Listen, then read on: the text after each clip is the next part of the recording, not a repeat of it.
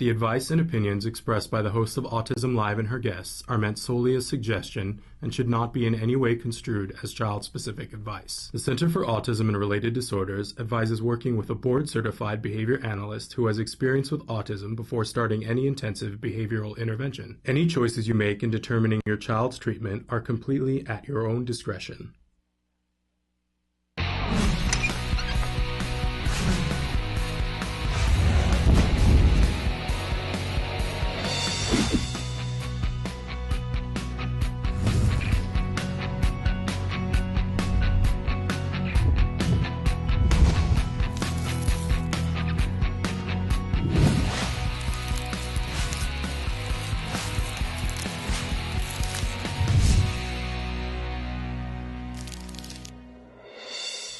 Good morning and welcome to Autism Live. I'm Shannon Penrod. We're webcasting to you live from the Center for Autism and Related Disorders headquarters in Tarzana, California. So thrilled to be here this morning. As we start off the show, I want to remind you of a couple of things. Yesterday, we had Carol Ellis from Elysian Fields Farms with us. And we encourage everybody, if you're at all going to be anywhere near Colorado Springs, the weekend of July 19th of this summer, July 19th, right near Colorado Springs, then we want to encourage you to go to Elysian Fields Farms. They're going to, on that Friday night, have a showing of the Horseboy film. And we've had Rupert Isaacson from Horseboy on the show before. He's an amazing individual who's doing some really incredible work with horses with our kids on the spectrum. And they're going to show a film about the Horseboy program that night. It's a $15 admission to go that night. And then the rest of that weekend, the Horseboy people are going to be there at Elysian Field Farms training people in the Horseboy technique. And if you want to be a part of that workshop on that Saturday and Sunday, you can go to Elysian Field Farms website. Emily's showing it to you there on the screen, and you can sign up to be a part of that workshop. And they're taking reservations. You can put down a minimal deposit so that you can save your space to do that. You could also go the night of Friday and watch the film and see if it's something that you want to do, but you run the risk that it will be sold out and there won't be any spots. But you know, that's still a possibility. But I want to encourage you. We're dying to hear about this once it's all over, because I said it yesterday. I'm going to say it again. That Horseboy experience is on my bucket list of things to do with my son and for my son. I just think it's amazing. And we were talking with her yesterday about Rupert has this energy. I don't know how to explain it, but it's really something you want to be around. It's just where you just like find yourself taking a deep breath. And this Horseboy is also the same thing that I've been talking about a couple of weeks ago with Dr. Doreen Grampachet, this amazing program that when we had Rupert on, he was talking about one of the first things when they do an actual workshop with families, where the family all goes and partakes, the first thing that they do is give mom a massage. Now, see, these are people who get it right. This is what I'm talking about. Where mom gets a massage, because, and as Rupert said to us, it all trickles down from there. If mom's relaxed, so much more is going to happen than if mom isn't. Because you know that old saying, if mom ain't happy, ain't nobody happy, right? So I encourage you, if you're going to be near Colorado Springs, go to Elysian Fields Farms and participate in some of that event that they're having there, Horseboy, whether it's just to see the amazing film or to do the training. What an opportunity. So go to Elysian Field Farms. Okay, so we are here today, and we're going to be with you live for the next 2 hours talking about autism from a 360-degree perspective, all of the different things that we will all encounter on this journey. There is so much to talk about, and so much that's really exciting that we're going to talk about today. But I have to say, too, we covered a story about 2 weeks ago about the company SAP that has put out a press release letting everybody know that they've had such success working with individuals who are on the autism spectrum that they have a plan to hire many more over the next decade, individuals on the spectrum, because they found them, to be such great workers that show up on time, that have such attention to detail and such expertise with things like computers, but that it's also the right thing to do. So we love SAP for that. And then, of course, I turned on the news last night. I don't get to watch the news on a nightly basis, basis. I admit it, I listened to NPR more than anything else, but I turned on NBC News last night, and it was towards the end of their world news, and they said, we've got the big idea coming up for you in just a moment. And lo and behold, they were showcasing companies that are hiring individuals who are on the autism spectrum, including SAP, and another organization called Non-Pare, I'm probably saying that wrong, that is in Plano, Texas, and we're hoping that we can get them on the show. Love, love, love that they are training individuals to do work on computers who are on the autism spectrum for exactly those reasons we were talking about. Great work ethic, a brilliant mind that is unrelenting at finding what's wrong, and completely well suited to that kind of work. So congratulations on that, and love that NBC covered that. All right, I want to remind you that as we talk about all the things that there are to talk about with autism, that we encourage your participation, whether it's just to give us a comment, to give us a thumbs up, a thumbs down, to tell us a topic idea that you would like to see us cover. I love it when you guys write in suggestions, and I want you to know we put them all into motion as quickly as we can. Some take longer than others, but there are lots of ways for you to interact with us, and Emily's going to start to show us some of the different ways that you guys can participate here in the show and ways that you can watch the show. We know that just like with autism, there's a big spectrum. There's no one size fits all. There's not even a one size fits most with autism, right? So find the way that the show works best for you, whether it's watching full episodes live or watching full recorded episodes or watching the little snippet highlights that we put on YouTube and on Blip and on iTunes. Lots of different ways for you to participate. I'm going to remind you there's only one way to watch us live. That's www.autism-live.com. When you go there, we've got a box that we're leaving open 24 hours a day, 7 days a week now. Go in, write whatever you'd like, hit enter. It shows up here magically on my screen. And when we have our experts and our guests, you can be talking to them in real time. We do know that all of you can't watch when it's live, but if you get an opportunity to, that's great. We are live from 1 p.m. to 3 p.m. Eastern Standard Time. That translates to 10 a.m. to noon Pacific Time, which is the time zone that we're actually in. And then I encourage you, wherever you are in the world, to do the math about what time that makes it for you. We're on Monday through Friday. But remember, not this Thursday. This Thursday we're not on. It's my son's last day of school. Mom has to be there. We're going to throw water balloons and eggs and many other fun things I haven't figured out yet. I'll be up late Wednesday night figuring that out. If you have ideas for a fourth grade year-end party, bring them on. I need ideas. Okay.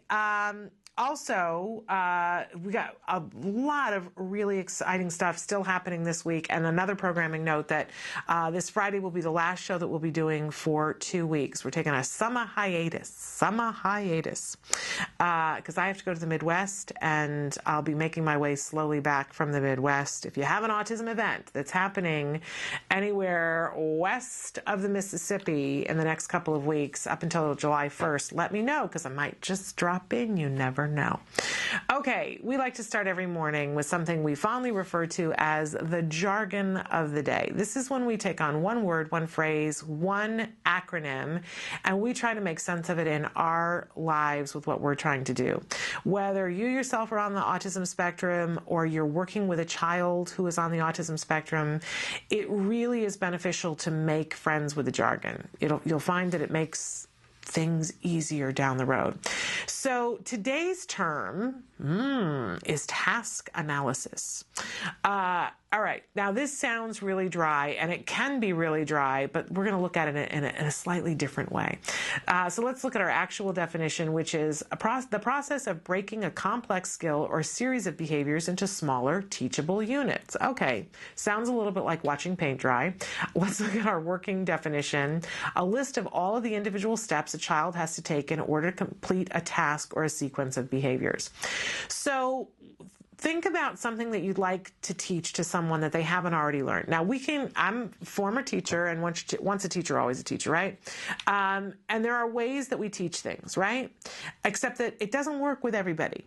And we know this. Anybody who's in the field of education knows that, here is the preferred method, and you're going to catch, 70, 80% of the kids if you can get their attention and make it interesting for them, right? But what about the kids that even if you've caught their attention, you made it interesting, this particular teaching technique doesn't work for them? What do? Throw the kid away? Never. We would never do that. Do you start over from the drawing board? I guess, but we need to find a really efficient and effective way to teach things. And one of the ways that we know works in all circumstances, doesn't matter what it is you're teaching, but if somebody hasn't gotten it in the traditional method or didn't just pick it up, and boy, that's a lot of us with a lot of different, you may have just picked up something. You learned how to windsurf, and boy, you just took to it and you're fabulous at it, and good for you. The rest of us, not so much. So what do? Not windsurf? I don't think so. So what we do is we break it down into small bite-sized morsels and work on those individual steps. Because what we find is that a lot of time, the reason why we don't have success is because there's a long string of behaviors that have to all go together. And you might have these 4, but this one stops you. And then you don't get any further. And you get frustrated and you go, I'm not good at this, so I'm not going to do it. That's human nature, by the way. That's not autism. That's human nature. Okay, so when we break it down into smaller increments, what we have is success. And whenever we have success doing something, we go, oh, that's possible. Then it's easier to do more things that are hard. We build momentum. Yes. I think about, we did a piece, I guess it was like 6 months ago, where we went to see a group of young people who teach skateboarding. And they have events that they do just for kids with special needs. And they are very patient. And I stood there and watched them in the course of maybe 10 minutes get my child on a skateboard, and they broke it down in these little itty-bitty bite-sized morsels and said, we're not trying to teach skateboarding right now. We're going to teach you just how to get on the skateboard, because that's, one of the important steps that's essential. If you don't know how to get on the skateboard, right? And so there was no pressure on my son. We're just going to get you on the skateboard. Great. They got him off the skateboard. Now they got him back on the skateboard a couple of different times. Great. Now we're going to teach you how to jump off the skateboard. Great. So they taught him the beginning and the end. Then they taught him how to, just standing there, how to steer, right? And how to just lean in different directions. Great. They're still not moving, right? And to my eye, I was like, well, that's not skateboarding, except that they're all the little steps, so that within 10 minutes, they had my son skateboarding. Amazing when we break things down and give it in those bite-sized morsels, how much more likely we are to create success, especially when someone didn't get it in the traditional method. So if you've got a child or adult or yourself, and there's something you've been wanting to do and you go, I just haven't been able to figure out how to do it, instead of giving up, you do a task analysis. You say, what are all of the little itty-bitty steps? And then you can go in and say, all right, I'm not working on steps 12 through 34 right now. I'm only working on step 8. That's all I have to do. I only have to get step 8. Have you ever done this with something that's overwhelming to you? I'm thinking about my garage right now. Or sometimes the dishes in the kitchen. There are times when I will go into the kitchen and I'll say to myself, I'm not going to do all the dishes. I don't have time to do all the dishes. I'm just going to wash the forks. That's all I'm going to do. I'm going to wash the forks, because my dishwasher's old. I gotta wash them before I put them in the dishwasher. I'm that kind of crazy. But anyway, so I'll go in and wash all the forks. Now, what ends up happening is I go, oh, that really wasn't so difficult. Now I'm going to take on the spoons, right? And then I put the spoons in. Because sometimes I got to play that game with myself to get the dishes done. We can do this with any overwhelming activity. We can do this with any skill that we're trying to acquire. We just want to start with making the list. And working on one thing at a time. So I always talk about skills because, I love skills. If you go into skills and you take some complex behavior, like brushing your teeth, it will show you the task analysis already done for you. Now, you can customize them because some people would say task analysis for brushing teeth is 32 steps. Another person might say it's 28 steps, and it depends on the individual person. So I love that in skills I can customize it.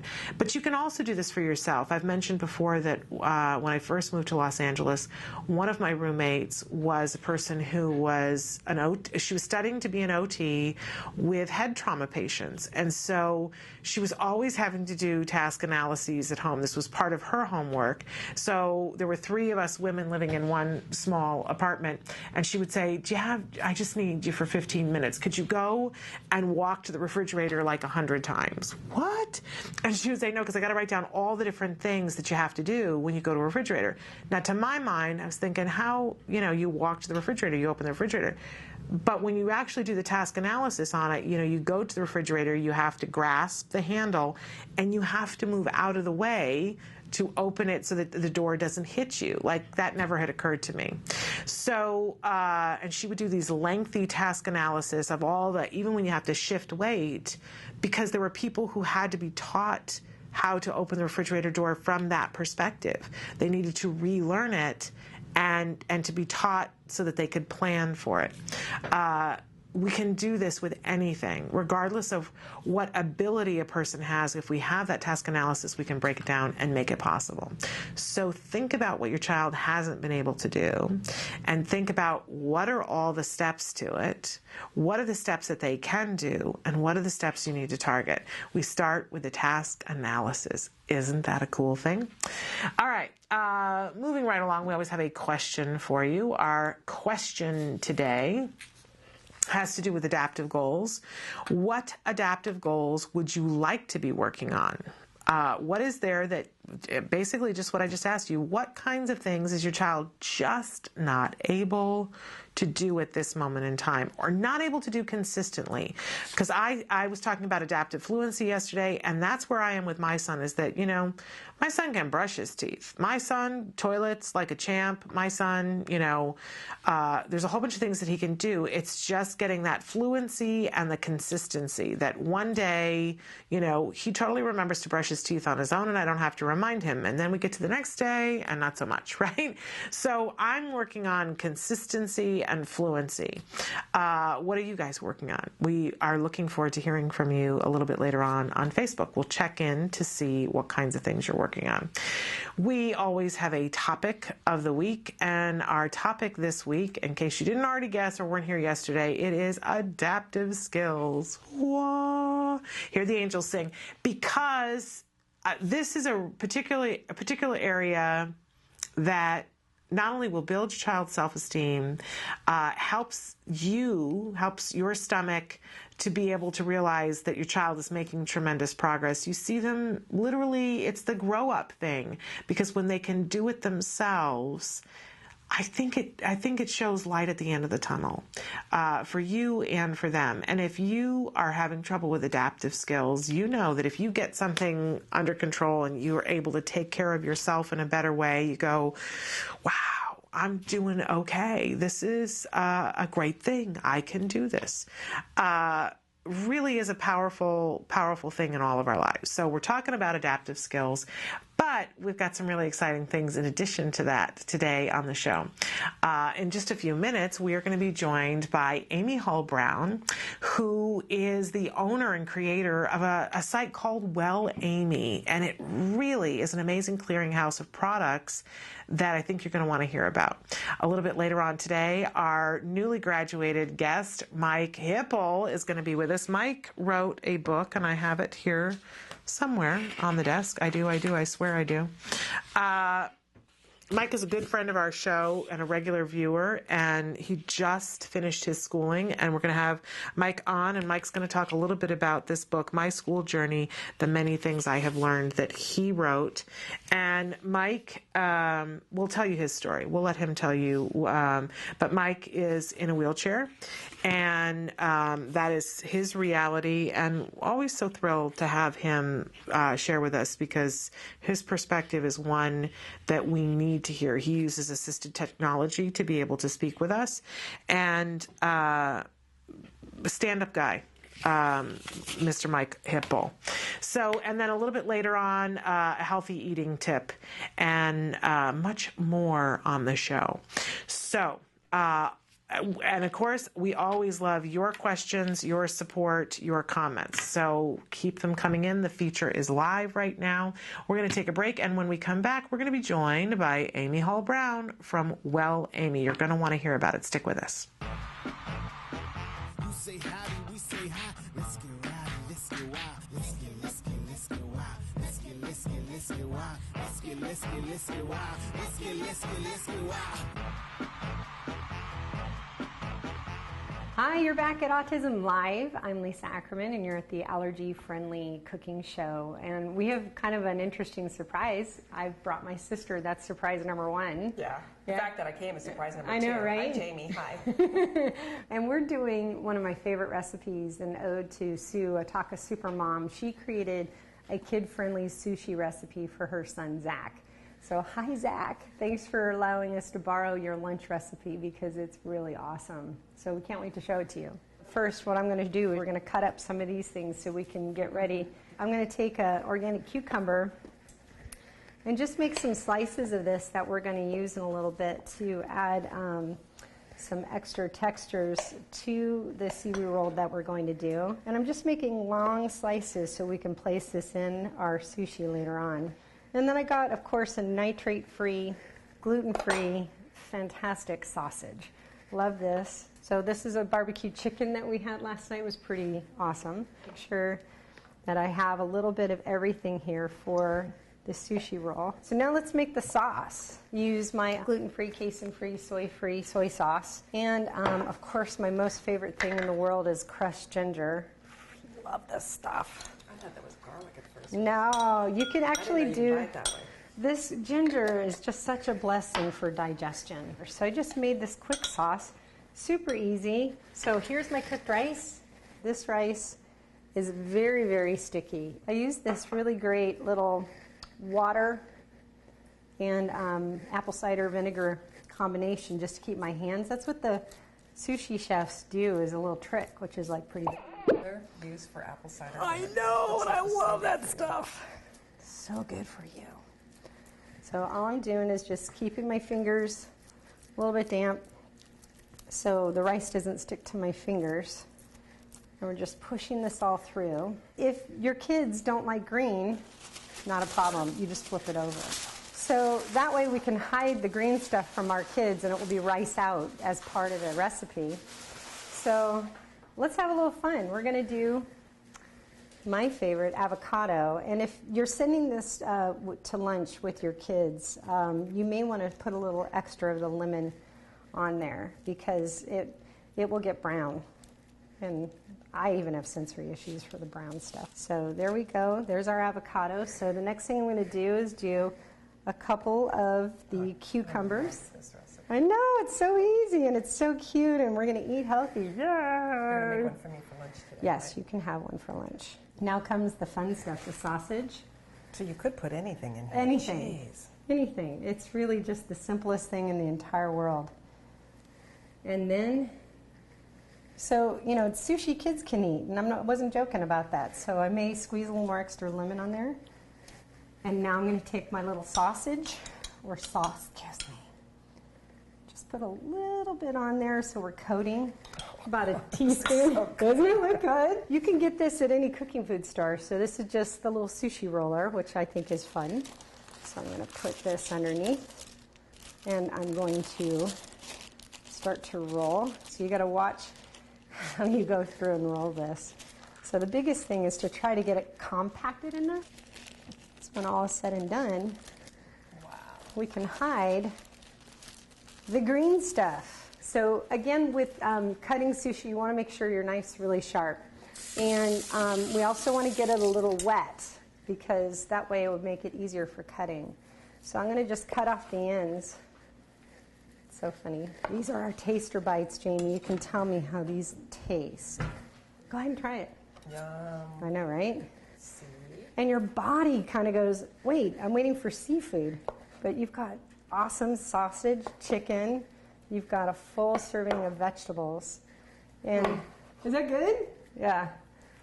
Yum? You're not lying? You're not lying? Okay, good.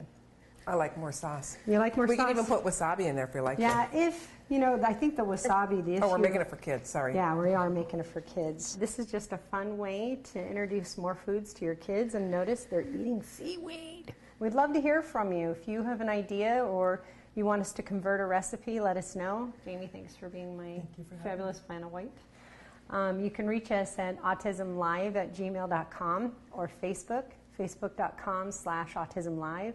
Or we have thousands of recipes on Taka Now. So, go check out the Taka website and let's get cooking. So we'll see you next time. Thanks for joining us. You say howdy, we say hi. Let's get rowdy, let's get wild. Let's get wild. Welcome back to Autism Live. Our very special guest joining us via Skype is Amy Hull Brown from Well Amy. Amy, are you there? I'm here. How are you, Shannon? I'm good. It's so great to have you on the show. We had an opportunity to meet you at the Gluten Free Expo that was in Pasadena a couple weeks ago, and we've been chomping at the bit to have you join us because I think what you're doing is really an amazing thing. Tell us a little bit about what the Well Amy site is and the kinds of things people can find there. Well, just to give the viewers a little background, I'm actually a mom of 2 children who were diagnosed with ADHD and autism. So I, just like many of your viewers, I've been down the path. And I've kind of tried to take the lessons that I learned from going down my personal journey and see if there's a way I could pay it forward to make the path easier for others. As we all know, there are many obstacles down that path and trying to heal our children. Mm-hmm. And so one of the ways that I thought I could help out was creating a market. And the market specializes in foods that meet a lot of the allergen needs that our kids have, as well as being healthy food. Absolutely. And you know what? We're showing your website right now. And there's an amazing amount of resources there. But one of the things that we can do is go to the market on your site and see a plethora of different products that are available on the market. And you mentioned, as a mom, we have a lot of things to deal with once a child gets any kind of a diagnosis, while we're still worried about feeding them healthy. And then on top of that, we're driving all over the world to go to this supermarket and then go to OT and then go to speech. And I love the idea that I can go to your site and instead of having to go to 4 grocery stores, I can find the majority of what I need on your site and have it sent to me. And I think that makes great, great sense. So I congratulate you on that. We've all been there and done it. And, you go to the grocery stores, you spend hours reading every single label. Mm-hmm. We know, unfortunately, product labels do change. Mm-hmm. And then there are times when I go to the same store I've been going to for 2 years, and all of a sudden they're no longer carrying the product that I know my kids really like. Absolutely. So the nice thing about being an online market is that, we have unlimited shelf space. I don't have to worry about, is this the most popular item? And I can really select the things I think our kids are really going to like. Yeah. What you may not realize, we actually taste tested everything. Really? Yeah, it took us about 15 months to actually go through 1,500 gluten-free items. Wow. And I can tell you, it is possible to eat too much chocolate in one day. Didn't think that could be possible, but we actually went through 1,500 gluten-free items, and we picked what we thought like the best in each of the categories. I also know when kids have multiple allergies, yes, especially if you're soy-free or corn-free, those are really hard things to find in the grocery store because so many companies use those ingredients. So we really try to find things that are not only gluten-free and dairy-free, but soy-free and corn-free, as well as the other top, say, 16 allergens are the most popular. Yeah, I really love it. And I'm just looking here on your market and some of the different categories here. First of all, on the website, you've got everything specified for you. And Amy's showing right now, I can go to body, I can go to family, I can go to food, health, home, and specials down the side. When I'm in food, I can go to baking, breakfast, drinks, healthy snacks, meal ideas, condiments, desserts and sweets, pasta. And then you're doing a lovely Oklahoma relief effort, which I think is fabulous. And I have this, I love to grocery shop, and I go to the grocery store, and I'll look at things, and like you said, I read the ingredients, and I'm frustrated so much of the time time because now grocery stores have gotten this new lovely thing where they say, here's our gluten-free list. And even if it doesn't say gluten-free on it, you can look it up on this list. I can't even find it on the list, Amy. I spent an hour the other day in a store whose name we're all familiar with and was so frustrated because I said, I don't even know what category to look this up. What category do you have it in on this list? And the guy working there couldn't find it on the list. Yeah, it definitely is frustrating. Like you said, I mean, you're already schlepping your kids from one OT and speech therapy and school and just having to go to multiple grocery stores. It just, the one thing I think we as moms of kids don't really do is we don't take care of ourselves enough. Yeah. And it's okay to make your life a little bit easier. It is. I mean, quite frankly, it's not exactly, a birthday present, but it is kind of fun when you get a package and you at your door and it already has all the food in it that you need for the week. Absolutely. Just saving the gas is an amazing thing. So Exactly. you tasted all these products and how did you choose which ones you were going to have on the website? Was there a criteria for taste and other things? Yeah, it was kind of a blind taste testing. Mm-hmm. We got people from kind of all walks of life to come together. So it wasn't just, kids or moms, but it was also retired people who maybe weren't even gluten-free. And we really just wanted to see for them, you're not necessarily eating this food, but which ones do you think are like the best tasting? So they're going to be like the ones most similar to the foods we used to eat. Yeah. So if it was actually like a baking mix, it wasn't just the taste. It was also, the ease of preparation. How easy is it going to be to create this, whatever it is you're trying to make? Okay. And we looked at the ingredients. None of the products on our site have artificial ingredients. We definitely try to find things that are like non-GMO and organic, just because, again, they're going to be less toxic for our kids, and the purer the foods we can get in our kids, the healthier they're going to get. And, at the end of the day, we said, what are the categories that people are most looking for?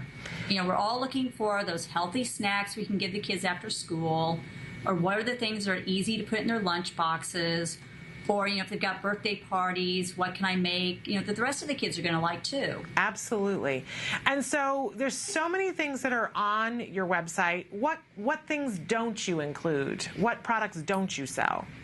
Well, so for right now, we focused on the food first. Mm-hmm. So if you go on the site right now, because we only launched about 6 weeks ago, we don't have our body care or healthcare products yet, but those will be added probably by the end of the summer. Okay. Getting ready for, the fall flu season. We'll have some good things in place to help the kids out. But like I said, none of our products are going to have artificial ingredients or the artificial preservatives that are kind of more the typical products that, again, for our kids, those artificial ingredients can be toxic for them. Well, I've been scrolling around while we're talking because I can't not, because there's so much exciting to see. And here's a perfect example of why you should use Well Amy. I've got it on the Breads from Anna page here. And these are the products I've told you guys about before. This banana bread mix right here, and there's also the pumpkin bread mix. There are so many different things that you can get on this website, but I tell you the Breads from Anna stuff is to die for. When you brought up the example of you could feed this to other kids at a birthday party and they wouldn't even know that it's gluten-free, and by the way, doesn't have sugar. I feed this to people all the time, but I can't get it in Los Angeles. I have to go to Iowa to get it, or order it from you, or order it from Anna themselves. So what a great thing to be able to do for me to be able to order this. It's remarkable what you're doing. Okay, so what are some more special features about the site that are really helpful to parents and that are trying to feed their kids healthy? Well, like I said, if you're fortunate that your child is, say, only gluten-free, you're probably in the minority. Most of our kids have multiple food allergens. And, again, there's more things you have to look at on those labels. But with our site, you can actually do a customized search. Love it. So you could go on, you can say, okay, I need to be gluten-free and soy-free and, dairy-free and egg-free and nut-free. And it will actually go through the entire database and tell you the products that meet your criteria. And there's no other site that does that. It's amazing that you do that because that makes it so much easier. Now, talk to me a little bit about shipping, because a lot of times people say, well, I love to order things online, but then when it gets to the shipping, you know, I don't know why, because we pay for gas to go different places and do things, and we don't factor it into the cost of the price. But when you see the actual cost of shipping things, sometimes it gives one pause. So what is your shipping like? So the shipping, and have all the viewers, write this down. We do have a code that you can use to get free shipping no matter what the size of the order is. I've got a pen ready. I'm going to write it down. Okay. So it's GFAF, which stands for gluten-free, allergen-free. Wonderful. 2013. Okay. So you can use that code and definitely get free shipping. But we always give free shipping on any order over $75. Okay. So, either you can stock up or you can share an order with a friend to get to $75. But even if it's under $75, shipping's only $8.99. Okay. So again, not too bad. No, if you think of what it would cost to drive your car to the 4 different stores and the time it would take you to do it, that's amazing. But they can do a one-time on this code? Yes. Okay, so GFAF 2013, and that's a free shipping. So exactly. I would tell you, go to wellamy.com, shop around, look and see, but, if nothing else, get yourself some of that breads from Anna. Now, that's my favorite thing. What's your favorite thing, Amy? Oh, my gosh. There really are so many things. I'm going to hold your feet to the fire. What's your favorite, must-have? If everything else was gone and you could only have one thing from your site, or I'll give you 3. What would be the 3 things? Well, I have to tell you, chocolate. Okay. Not so much for the kids, but for the mom. I love a company called Alter Eco. Oh. Because all their chocolate, again, gluten, dairy, soy-free. It's also fair trade. It's organic, non-GMO. I mean, it's to die for. Okay. But, for the kids, they love the crackers and the chips and the cookies. I mean, it's kind of really hard to pick one thing. But another thing I'll tell you, we always are trying to find ways to get fruits and vegetables into our kids. Mm-hmm. And we have actually a lot of dried fruits and vegetables on the site. So I would kind of check those out, too. I mean, they actually are much better than you probably think they might be. There's a company called Matt's Munchies. And it's kind of like the flat fruit, the leathers. Ooh. But they come in very, very small squares. It's, again, very easy to just, put them in the kids' I've got them up on the website right now, Matt's Munchies. They look good. And another great product, because, again, a lot of kids are corn-free, is Mini Pops. Okay. So I don't know if you've heard about them, but they look like tiny popcorn. Ooh. But they're actually popped sorghum seeds as opposed to corn seeds. Wow. So they taste just like popcorn, but they're totally corn-free. I love that. That's very cool. And so that would be under the popcorn and pretzels part of the website? Exactly. I'm going right there. And while she's been talking, I've been shopping through and finding the different things. And the ease of this site, you've done a very good job. Because I can find things very easily.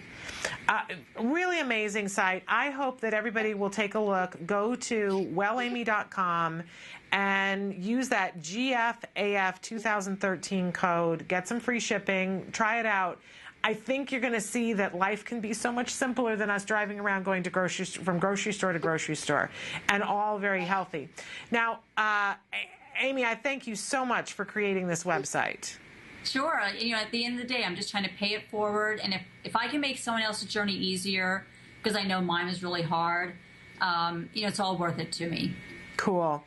We're going to take a break, and then we're going to ask Amy to stay with us, because in the next segment, we're going to have her talk about a nonprofit organization that she has started too, that I want for all of you to hear about. We're going to talk about Amy's Wishing Well. So stick with us. More with Amy Hull Brown after these messages. The Institute for Behavioral Training provides programs to educate students, parents, and professionals proven techniques using applied behavior analysis. Access online video lessons with IBT eLearning. Get one-on-one personalized instruction with IBT face-to-face training. Acquire professional guidance with IBT BCBA supervision. Develop professional growth with IBT continuing education courses. Get access to IBT services today. IBT, 360 degrees of ABA training. Welcome back. We are here with Autism Live, and we have a very special guest joining us via Skype, and it's Amy Hull Brown. Amy is the owner and creator of a wonderful site called wellamy.com, but Amy is going to be talking with us about a nonprofit organization that she has formed called Amy's Wishing Well. So, Amy, tell us about Amy's Wishing Well is about hidden allergies, and your slogan of no more allergies, this grant program, hidden allergies, are they a problem? Tell us about that, and what do you mean by hidden allergies?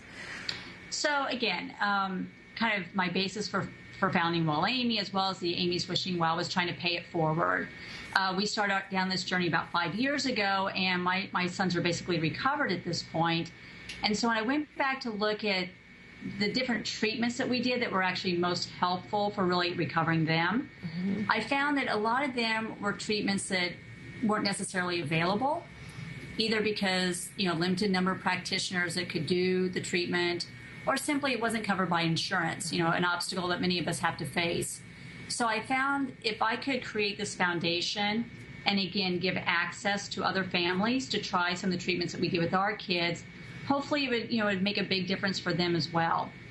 And one of my two sons, I would say, especially for one of them, this was like the treatment that really made the biggest difference. And it was kind of finding these hidden allergies. So I'll tell you what that means. Yeah, tell us. So my sons, they never really presented as if they had allergies. They definitely were not the kids where if you did the scratch test, anything would appear on the skin. And so our first trek down this path was the IgG blood test, which, most of us have done. And it definitely identified kind of the big things, the gluten, the dairy, the soy.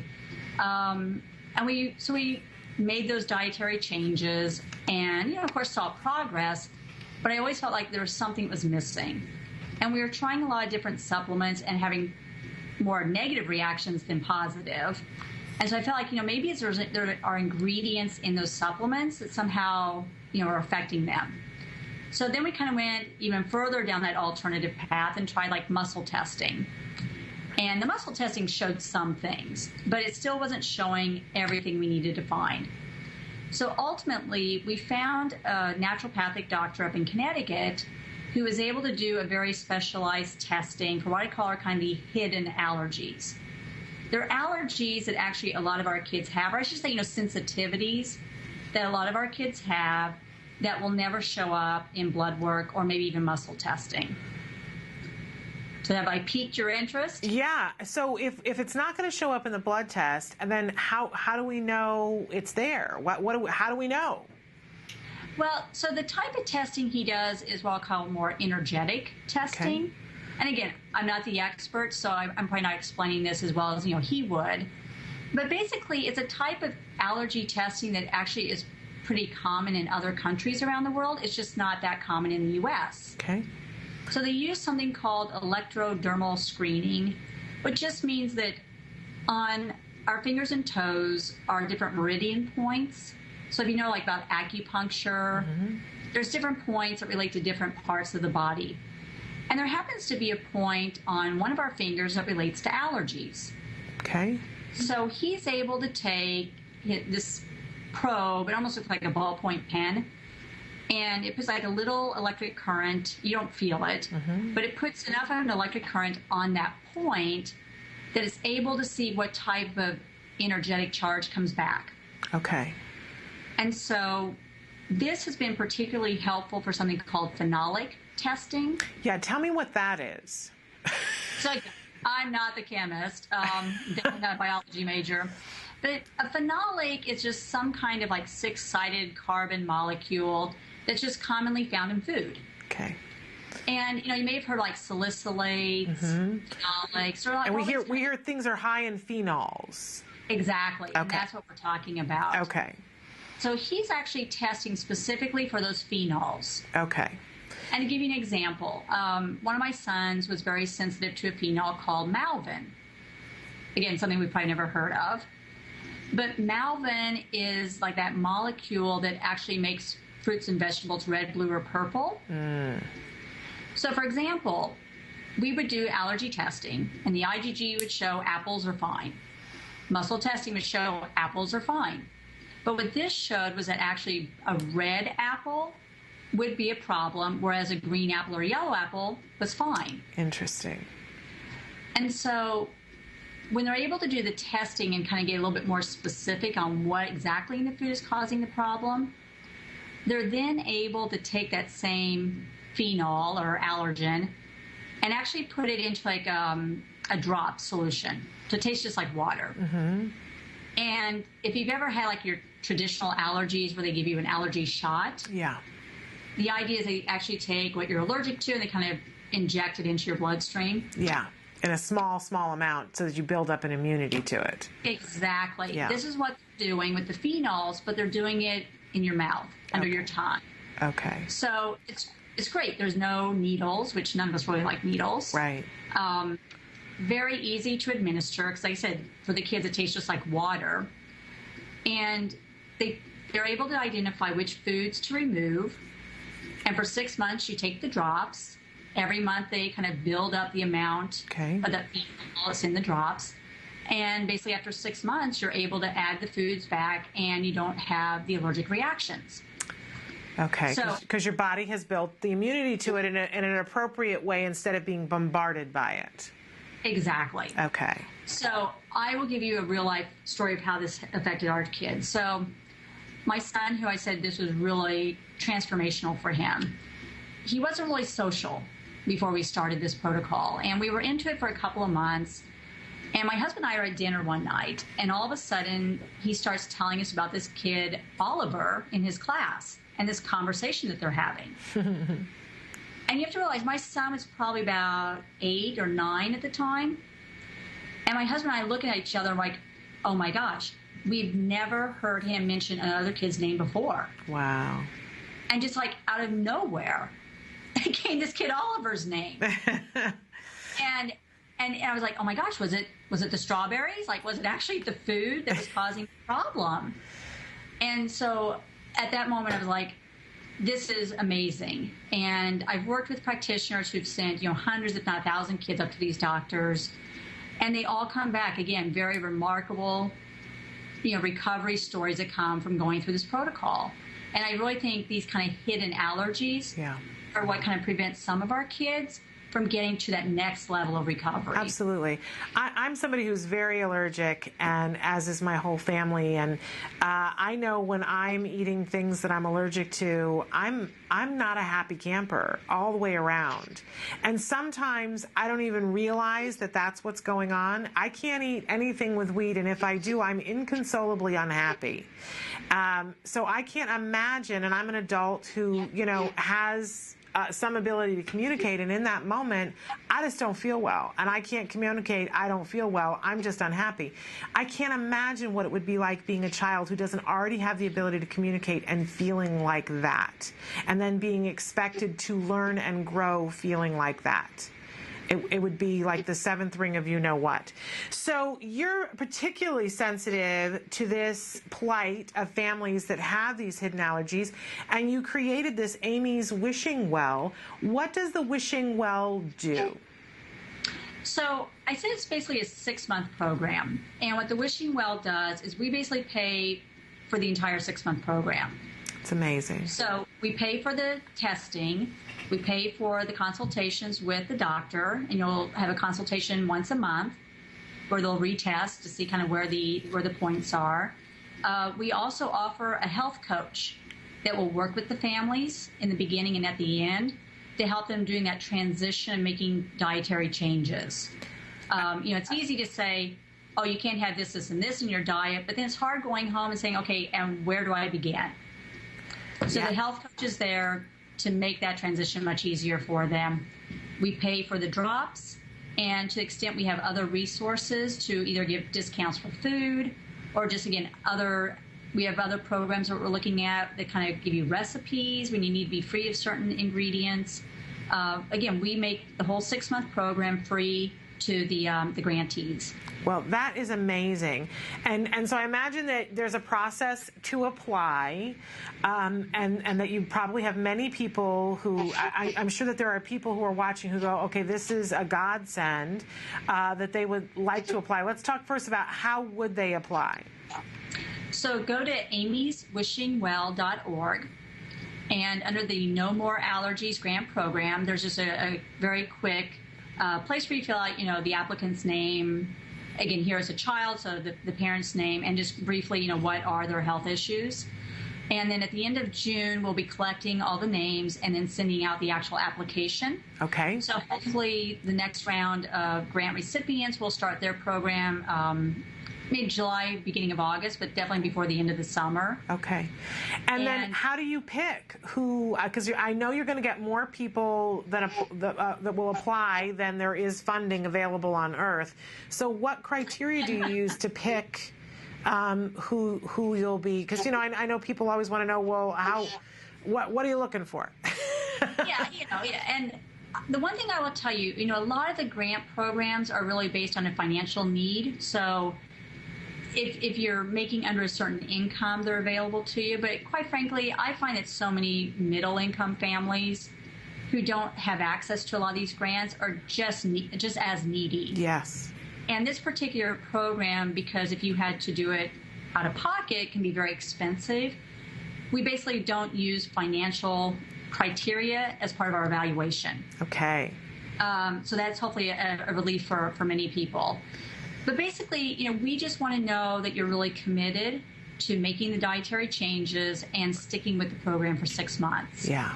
So there'll be some essays in the application that just kind of enable you to demonstrate, your desire and your ability to really see it through, and how much you feel like this could really impact your child.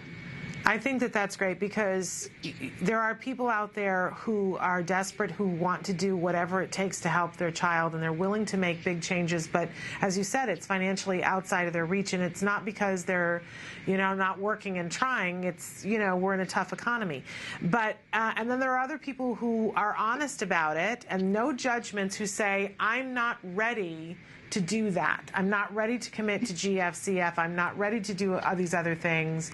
I know I'm a parent I'm willing to do dietary things, but biomedically I move slower than molasses in January uphill, and I know that about myself. So I love that that's the criteria that you're saying, we're willing to fund for some people to do this, but you need to be ready to make the commitment.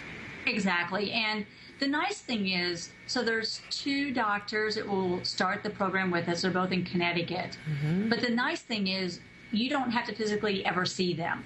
Okay. So, don't think, oh my gosh, I'm in California, I can't get to Connecticut.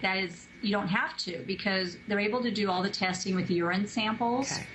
So all you have to do is, a kit will be sent to you. You then send the kit back to them, and they do the testing, and then everything's done, teleconference or Skype, whatever works best for both. But the great thing is that your location should not be a detriment to applying for the program. Well, I think it's a remarkable program, Amy. And I imagine that you do fundraisers from time to time to help raise the funds to be able to do this? We will, yes. Okay. Well, you let us know, because we'd like to cover your fundraisers and participate and support, because I think what you're doing is really important and critical, and I think it's a great way to pay it forward. Yep. We're, like I said, I think of everything I'm doing, I'm most looking forward to just seeing, as we all do, when we have an impact on a family and their child, and just see how the child becomes the child we always knew they could be. Yeah. And we were able to kind of help them in that journey. I mean, that's the payback for me. Well, it's remarkable. I'll remind everybody to go to wellamy.com. When you go to wellamy.com, you can see, if you scroll down to the bottom of the pages, you can see where the link is for Amy's Wishing Well. But while you're there on Well Amy, shop around and see some of the great products that are available that you can order. Amy, thank you so much for being with us, and we'll definitely have to have you back on to hear more about how it's going with Amy's Wishing Well.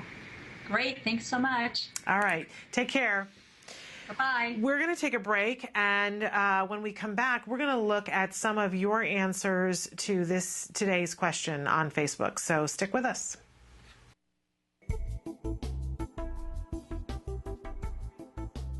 Skills is an online program that provides assessment, curriculum, positive behavior support planning for challenging behavior, and progress tracking, and it does this all in one place. The skills assessment and curriculum addresses 8 areas of development, which even includes advanced higher level areas such as executive functions and cognition, which pretty much makes skills the only ABA-based set of curricula for teaching more complex skills, things like problem solving, planning, self-management, perspective taking, and even inferring and predicting others' private events. Skills is a 4-step system.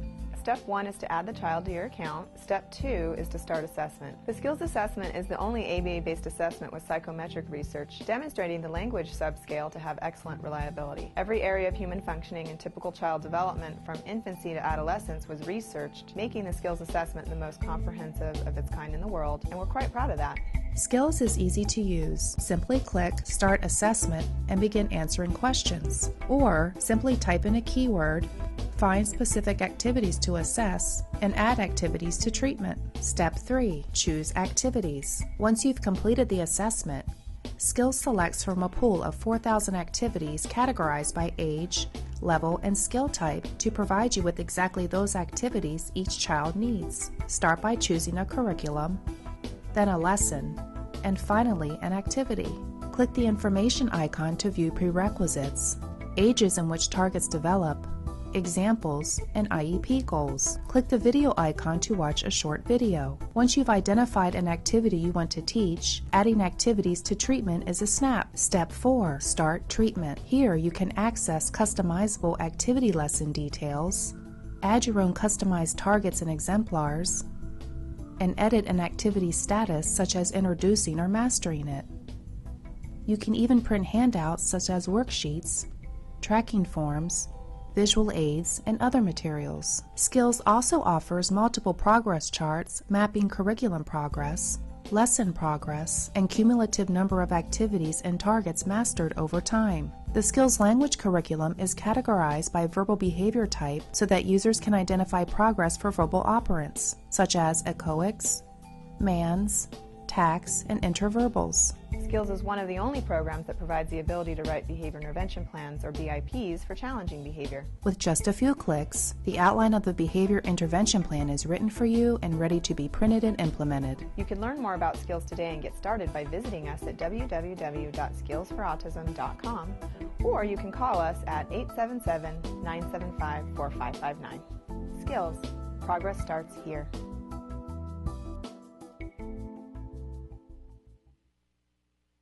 Welcome back to Autism Live. And we've been talking with you all week long about adaptive goals.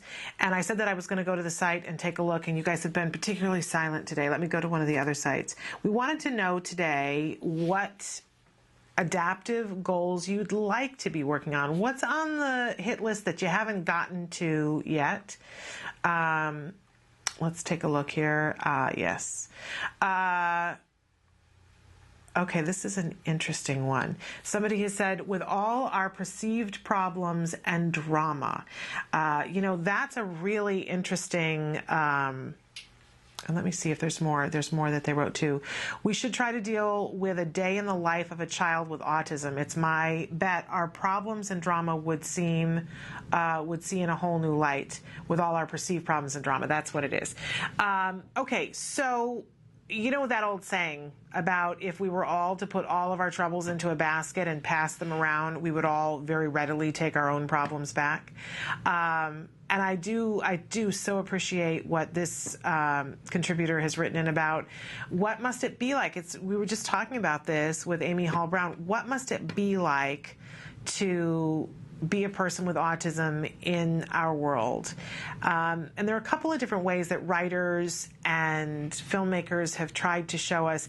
It is the thing that I most want to be able to see, is spend a couple of minutes in my son's head and see the world as he sees it and experience things as he sees them. I remember when he was getting ready to go to kindergarten, I was talking with an OT who had a list, and I've looked everywhere on the web and I've never been able to find it in the way that she had it, but it was a list of potential sensory things that could be going on with your child with autism. And so the suggestion was that you put something on your head that made everything louder, that made your head very, very sensitive, that you wrapped your fingers in duct tape and then put big woolly mittens on over them, and then put on something very scratchy to wear on, and then had loud ticking noises that sort of reverberated around the room with one of those horrible fluorescent lights that the timer has gone, so it's just flashing at a rate that your eye can just barely detect it, and then to have to sit down and do intense math problems, and maybe have goggles on that pointed your eyes in different directions at the same time.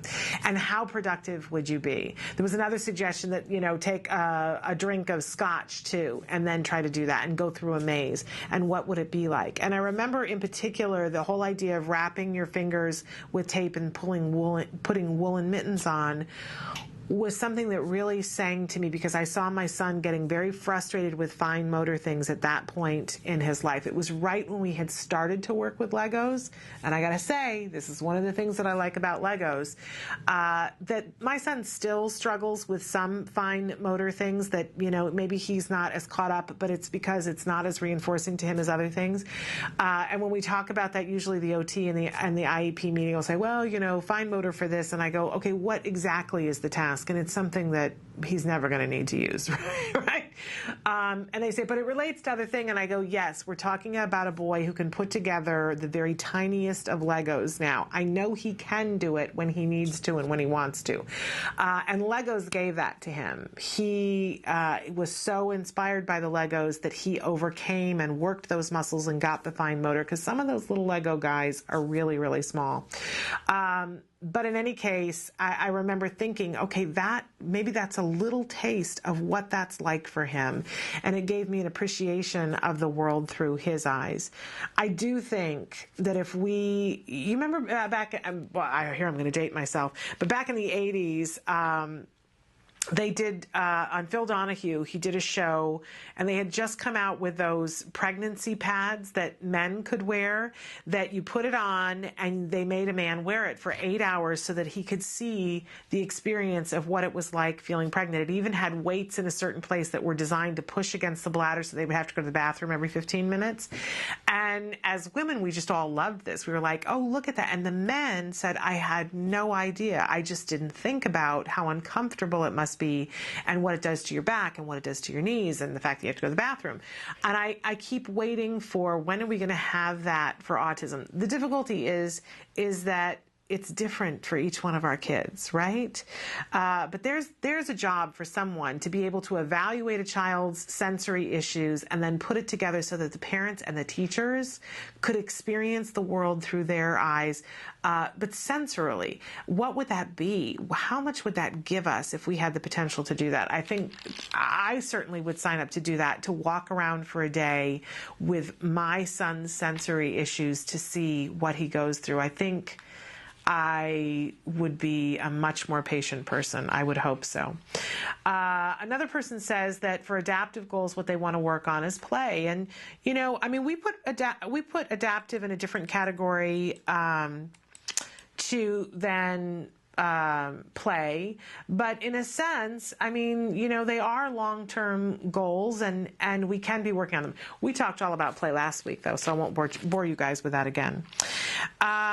Okay, and we've got some suggestions. Somebody has written in and said, hi, Shannon, you were looking for suggestions for future shows. I'd love to see ABA in action for older kiddos like you do for the A word, but for older kids. Also, would love to see more inclusion lessons for teachers in elementary school, specifically for teachers to use in school or at church. Thank you for all you do for so many. And I thank you. I don't know if you had heard that we are getting ready to start filming. It's not the A word, but it's similar to the A word with an older child. So isn't it lovely that we have a Vulcan mind meld going on? I think it's because you guys have asked for it before. But yes, we are going to be doing that and detailing. Now, it takes a while, to get things filmed and then edited, but it will be coming down the pipeline. And we do have a show planned for later on in the summer about inclusion, because we want to take advantage of, while teachers are out on break, that we do have a week that's planned later on in the summer, about midway in the summer, about inclusion and tips for teachers. So I'm thrilled that you've written all that in, and thrilled that those things are already in the mix. It does take us a little while, but we hear you, and I love both of those comments because I think that they're absolutely fabulous. So also there was another comment that came in overnight, that somebody who just saw last Thursday's show, and they said your niece is very cute. My 5-year-old, completely neurotypical grandniece was here, and I guess she was on camera for just a minute. We asked her to come in. I wanted her to come in, and she walked in front of the camera for a second and then said, I don't want to, because that's, and I said at the time, see, this neurotypical, we have the same sort of deal. But anyway, so thank you. She is precious on a stick. And have we ever thought of doing a show on only kids on the spectrum? My daughter doesn't have any siblings, so it can be difficult sometimes to teach her things with other kiddos. And yes, we have some programming that is coming down the road that is just for our kids, featuring kids on the spectrum and kids also not on the spectrum, but we have some kids programming that we are currently working on and developing. So thrilled to be able to report that. I have no idea how long that will take us, but just so you know that we're working down that road. All right. It is time, in fact, for us to go to the A word. We're actually running a little bit late, and that's okay. We're going to have Mike Hipple joining us a little bit later on in the program.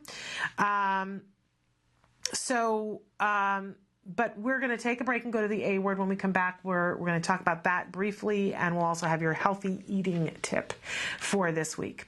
So the A word is an ongoing documentary that's being made here at the Center for Autism and Related Disorders. It's following a little boy, Jack Riley, who was diagnosed with autism at the age of 2. And at this point in the series that we're watching today, he's 3. He's already had his 3rd birthday. In the amount of time that he's been having therapy for over a year at this point, he has gotten a baby sister, so he's a big brother now. And this is a very short episode where they're talking about what they hope the future holds. So take a look. This is the A word. I know a cute little blue-eyed boy, and his name is Jack. Jack Riley. He got a big, warm, blue-eyed soul that makes your heart beat fast. I met Temple Grandin 5-6 months ago and showed her a picture of Jack, and she asked me 2 questions. She asked me if he's talking, and I said yes, and she asked me, is he getting 25 to 30 hours of one-on-one behavior therapy? And I said yes, and she said he's going to be just fine. And that's pretty cool endorsement from someone who knows. I think he's going to be fine. And whatever. We'll just have to determine what fine is.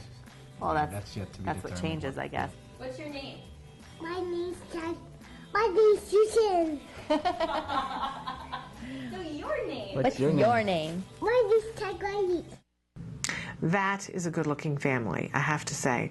I'm so impressed with this family for so many reasons, because I know, having been through this process, what it is like to commit to a full ABA program.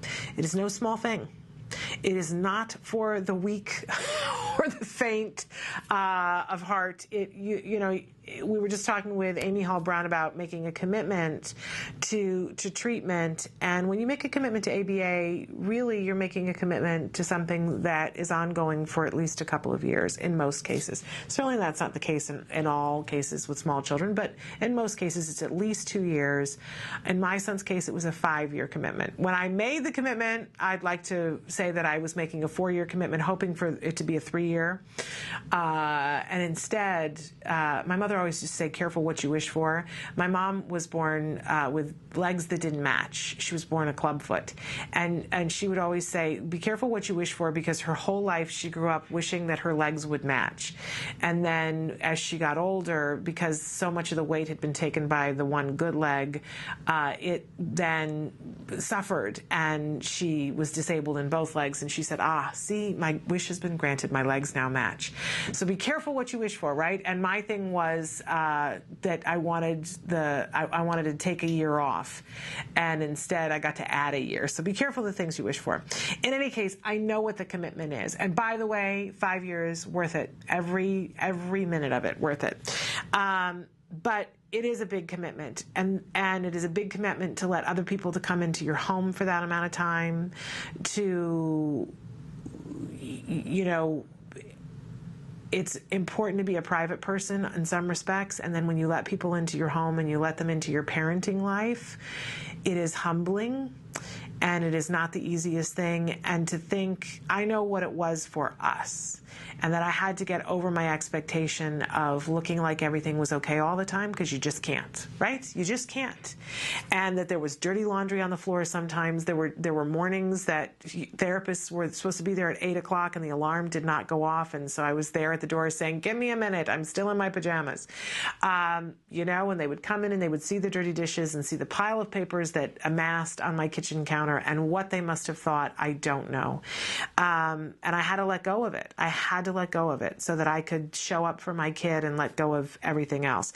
And then when I think about allowing a camera crew to come in behind all that, then I go, all right, seriously, you people are the real deal. I am not.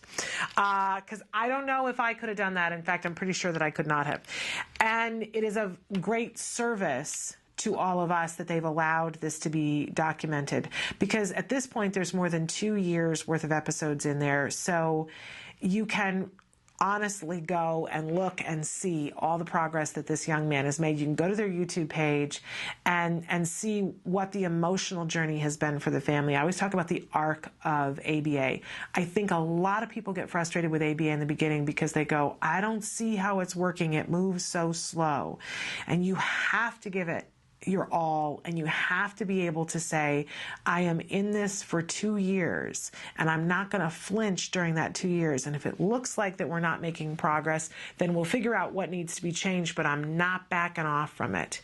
There is nothing more tragic to me than the families that I meet now who say, one of the first questions I ask when they tell me that they're an autism parent, I ask, how old is your child? How are they doing? What are the biggest issues? Are you getting ABA? Did you get ABA? And I've said before on the show that what I hear too often are families who say, yeah, we tried ABA and it just didn't work for us. And this is horrifying to me, right? And I go, oh, what do you mean it isn't working for you?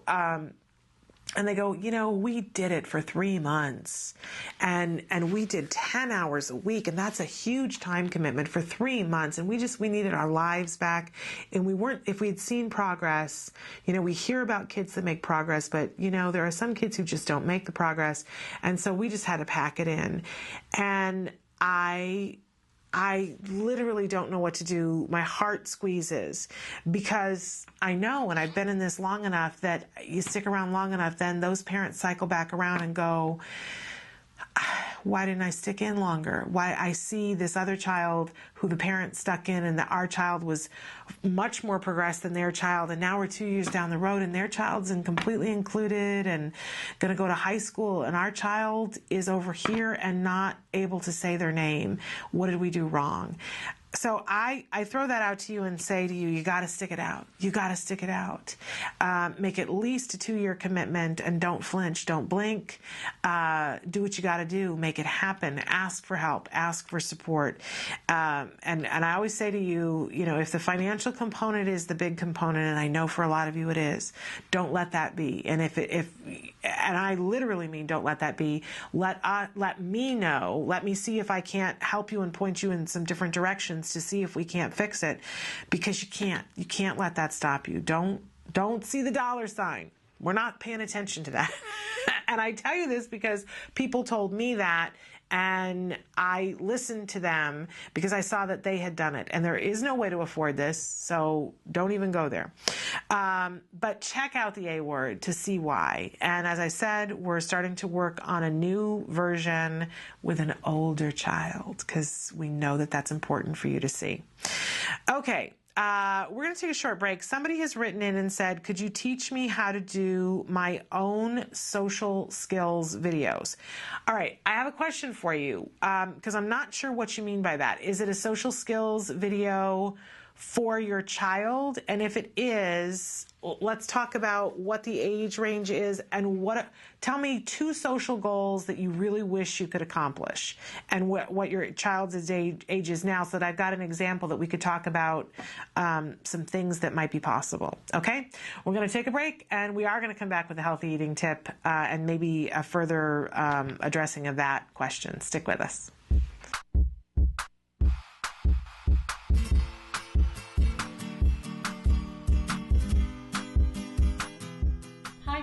Welcome back. For the month of June, I figured we'd do some cool things that are kind of like summer camp activities. So the activity we're doing this month is making a shoebox guitar. The materials you'll be needing are an old shoebox, a paper towel roll, a pencil, a stencil, rubber bands, a crayon, and an X-Acto blade, which only the adults will be using. So first things first, I have a shoebox and I painted it just so it's a little bit more interesting. This is an opportunity for your kids to decorate it however they choose. They can keep it simple or do some stripes with paint, or you can always use, stickers or tape instead of paint to decorate it. All right, now that I have this, I'm gonna take my stencil, place it on top of the shoebox, and I'm gonna draw a circle somewhere in the center, okay? So now that I have that, I'm gonna take my X-Acto blade, which is why this is for the adults, and cut out the circle. Next, we're going to cut out a smaller circle at the top of our shoebox guitar. The reason we're going to do this is so that we have a place to insert our paper towel roll, aka the stem of the guitar. And I'm going to grab my paper towel roll and I'm going to trace the outside of this so I can cut a hole on the top of this too to stick this in, so it just looks a lot more realistic. It won't be usable, but it'll look pretty cool. Now that it's been traced, now I'm going to cut it out with the X-Acto blade. And again, this is something that only the adults should be doing. Now that I have both of the holes cut in this, I'm going to take my guitar strings and place them on. As you can see, it's missing one thing. It's stem. So now I'm going to put this in the hole we just cut out. Alright, the last thing I'm going to do is I'm going to take my crayon and put this in. And then after that, your guitar is totally done and you're ready to rock out with your kids. And if you're really cool, you'll make another one so you and your child can play together while doing sociodramatic play, or work on imitation skills where you play a pattern on here and then they try to repeat it. I hope you and your child had lots of fun making this. And until next time, rock on. Can you see me flying by your side? Welcome back. It's time for our healthy eating tip of the week. And this time of year is a really crucial time of the year because anytime things shift, we were talking about this a little bit yesterday, when the schedule shifts and when the seasons shift, it's important that we are mindful of shifting what we eat as well. And I'm always talking about eating seasonally, but it's summer, and summer has some extra added things that come with it, both good and bad, because it's the time of year where it's a heavy possibility for sugar. It's downtime and everybody relaxes a little bit, and it's like, and the drinks tend to be sugary that, I think it's mostly throughout the rest of the year, it's you go to a party anymore and it's very rare that you see a sugar soda. There's mostly the diet drinks that are there, right? And yet in the summertime, all of a sudden it's lemonade, and a lot of times people pound the sugar into the lemonade. I don't know why. Suddenly we think we're more active, and so we'll just add some more sugar into the into the mix. And I'm not a big one for all the chemicals that come in the diet sodas either, by the way, but there's a lot of natural sweeteners that we can use that don't have to be as detrimental to our health. So I'm going to make the case that as we make our visual schedules for the summer, that we also factor in what our snack choices are going to be, and that we have our food times on our visual schedule mimic whatever the child is going into in the fall. So if you have a 3-year-old who's going to be doing pre-K in the fall, or you're just going to be doing therapy sessions in the fall, and you've gotten an idea of what the schedule is, and you know that typically you have somebody who comes from 8 to 10, and then you have a break from 10 to 10:30, and then at 10:30 you have somebody who comes from 10:30 to 12:30, and then you have lunch. And you may not know exactly what the fall schedule is going to be, but you have an idea. Mimic that. Do a snack at that 10:30 time. Do the lunch at the 12:30 time. Make sure that, and if you're doing therapy throughout the summer and that's your kind of day that the kids are in the house, make sure that you're planning that those snacks happen outside and that the lunch happens outside. Too many of our kids are vitamin D deficient. And when they get therapy, and a lot of the therapy is done in the house, which by the way doesn't have to be, take the therapy outside too, but make sure, and we all tend to slather our kids with sunscreen, and that's a good thing because we don't want our kids to get burns and get exposed to too much of the different rays that can be problematic later on in life. But they need to get at least 10 minutes of unfiltered sunlight a day to get their vitamin D naturally. 10 minutes is not enough for most kids to get burned, but if your child is somebody who's really susceptible, maybe you take them out in the moment and you go, we got 2 minutes, and then you yank them back in. But get them a little bit of unfiltered sunlight every day. Not enough to burn them, but just enough so that they get that vitamin D. And then plan your snacks according to the schedule, because you don't want to have another huge shift that happens in the fall. If your child is going to be in kindergarten and you know that the snack time is going to change, snack time is the same at home, and start thinking in terms of making a gradual shift into, especially if your child is going to start going to school for the first time, about what kinds of foods and things they're going to have to eat and how you're going to pack it.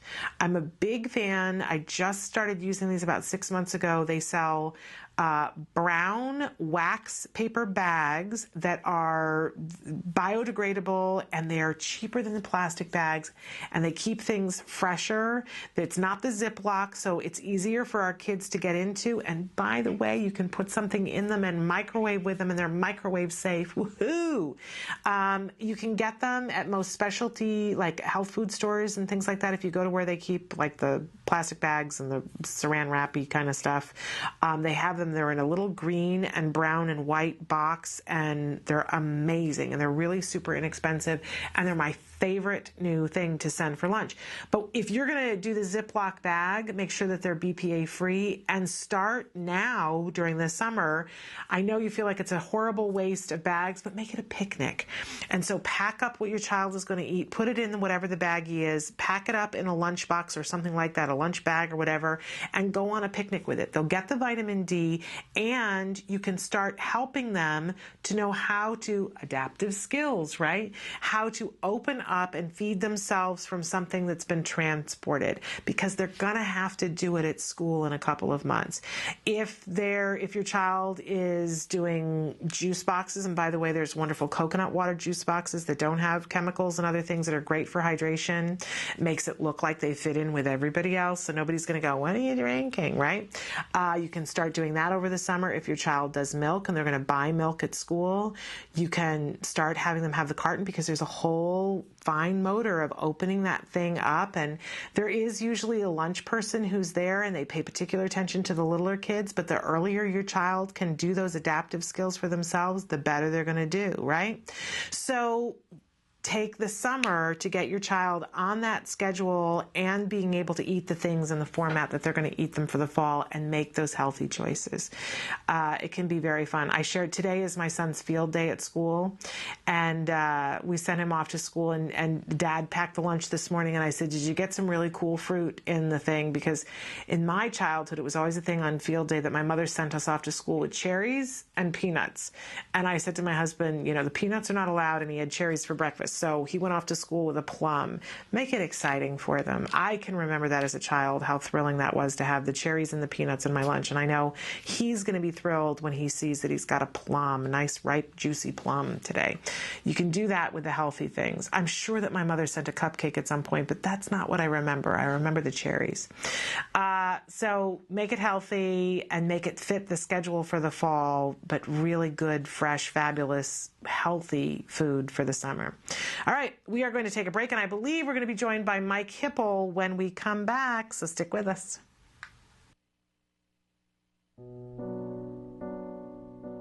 When you find out you're having a boy, you always think like, oh, he's going to play football, he's going to do this and that. And then when he's diagnosed, all those things get washed away. It's like that piece that's always in the back of your mind, where is he? What is he doing? Is he safe? We really didn't know what we were dealing with. I wish that they could have directed me a little bit more and provided me some information. I was a young mom. I didn't know what it was like to raise a boy, despite a boy with autism. Hundreds of thousands of families are not getting the help they need for their children with autism all around the country. ACT Today is determined to bridge the gap. These families really have to go through a lot to get a grant. The application process isn't easy. The records, the diagnosis proof, they're really battling for their kids. So when we can give them a grant, it is so wonderful to see that they succeed in getting that help for their children. Our founder, Dr. Doreen Graham-Pichet, is an amazing woman, and she is one of the world's foremost authority on behavior of children with autism. She's extremely knowledgeable, and she oversees every single grant we give. She is part of that process. People may think of autism care and treatment as simply schooling or therapy, but we provide important safety supports, things like fencing, for example. The whole family's living in fear of that child running out into traffic. I recently delivered an iPad to a little boy with some of the apps that are out there for children with autism. Miracles happen. I got the iPad from ACT. From ACT, What yes. did it say? Can you repeat that, Dustin? I got the iPad from ACT. We have helped so many military families, and when I think of these brave families that are fighting two battles, one to protect our country and one for the right treatment and care for their children, it breaks my heart, and I think we have to do more as a nation to help them. There's not a day that doesn't go by that we don't think about it. Some people say, oh, he's normal. You don't see the battles that I see every single day. My husband does have to deploy, and when they get on that bus, that might be the last time that my kids ever see them. So I called, and they informed me that he had received a grant, which was like a blessing from above. I was just like speechless. I just started to cry because, without it, we would have been lost. The ACT grant was a total miracle. Without that, we wouldn't be able to receive the service dog. So we're so appreciative what they've done for us as a family. Recently, ACT Today funded a program for military children with autism in San Diego, the Inclusion Films program, which is run by Joey Travolta, and teaches kids on the autism spectrum literal filmmaking skills. They learn how to make a movie. Are we ready? There you go, got it. Okay. Everything that goes into the process of making a film goes into everyday life. So they're learning life skills, they're learning to collaborate. It was really nice to know how much they were enjoying this camp, and they're with people who are supporting them and are making them feel great about themselves and their differences and their similarities. And I get two kids that are working together and apart and together and apart, so it's an interrelationship as well as a camp and a learning experience. It's so fulfilling when I get letters. One stands out for me, a boy who was 14 with Asperger's, and we gave him a grant to go to a drama camp. He wrote to us and said, "Dear Act Today, thank you for letting me belong for the first time in my life." These kids are remarkable. You know, we underestimate them. They're so knowledgeable, they're so capable, and we can change the life of a family, which means changing the life of a community.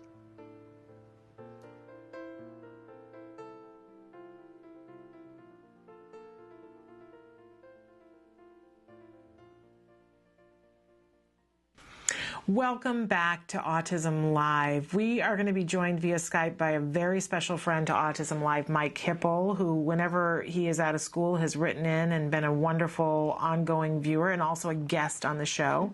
And Mike is joining us via Skype with his dad, Mark. Hi, Mike. I can see you out of the corner of my eye there. And I'm holding up here Mike's book, My School Journey, The Many Things I Have Learned. And this is a wonderful book. We've talked about it before on the show. And Mike, I see you there, but I don't see your dad. Oh, I was just kind of hiding off the side here. So welcome both. It's Mark and Mike. And Mike, you had messaged us the other day during the show that something very exciting happened for you. You finished school. Was that a big, big, exciting thing to have happen? Yeah. And we're so proud of you, and I'm sure your parents are just as proud as they can be. Is that right, Dad? You bet. You did a great job. Made it all the way through. Absolutely. And so, Mike, I know you had something prepared, and you've got a device there that helps you to communicate. And I believe you had already typed in something that you wanted to say to our viewers. Yeah. Go right ahead. Okay, go ahead. Hi, guys. How are you today? I like to talk about my children's book, End a Year. The book is for children who are starting school.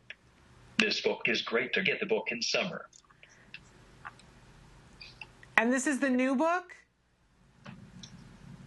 Or this book? He wrote that book. You have some more prepared here. He wrote that book back in 7th or 8th grade. It took him almost over a year to do it. And he wrote that himself, rewrote it like 3 times. And we published it his freshman year, right, Mike? Yeah, because he had a senior in high school do the illustrations. And they're wonderful. Yep, and my sister is actually a English professional. She's a teacher, and she helped him do a little bit of editing, not a whole lot. Mostly it's written right from Mike's heart and his experience. Okay, you got more to say to us, Mike? Working. Yep, he's typing it. One of the things about his communication device is that as he types, it actually says the words, and then he'll put everything together, then hit play, and then it will play the whole. So you let us know when you're ready to hit play, and we'll listen up here. But this is a lovely book, but I understand from your dad that you've been working on a new book. Yes. Yeah, he's typing some stuff out about there. We're going to give you a chance to write about that. But one of the things that Mike and I have talked about before in doing the show is how important the assisted technology is. And Mike is a big fan and felt really passionately last year about the fact that he wanted all of our parents to know how freeing it is when you give technology that allows somebody to have a voice. And I think who better to hear that from than somebody who found their empowerment in that way. So we so appreciate Mike taking the time to write to us, because he cares very passionately that all of our kids be given that voice too. And Mike's assisted device, is it a Dynavox? Which kind of device does he have? No, this is from Pranky Romick. Okay. It is called an Echo 2. Okay. It's Bluetooth enabled. It also has Wi-Fi, so you can use it to operate Facebook, watch your show on I think, on a daily basis. And we love it. Mike will usually write in and let me know when he's watching, and it makes my day to let me know that when you let me know that you're watching, Mike. Yeah, everybody in the house knows your voice very well. I'm sorry. I have one of the most annoying voices that there is, so I apologize for that. No, not at all. It's he likes to self-educate himself, and as you said, he's a very big advocate for it, and he found a nice niche for himself. This year, as a senior, he was going to some of the younger kids that were, I guess, a little intimidated. It's a situation where you don't have a voice, and you're used to maybe, I don't know, living in that restricted world, and he's trying to break some of the people out. He's had one very successful student this year, and he hopes to keep up with him. He's been working with a couple others also. Well, and Mike's just typing away there. So let us know. One of you let me know when he's ready to hit play.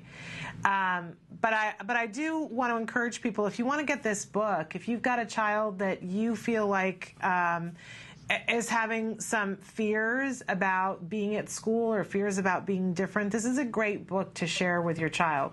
And while he's typing, Dad, can you tell us where they can write in to get the book? Yeah, you can actually make an email. We have a website that's in the progress of being built. It's not quite ready yet, so I have to apologize for that. But you can always send an email to Mike. I think we can actually just send it right to his regular email. That would be Mike, the number 4, at new.rr.com.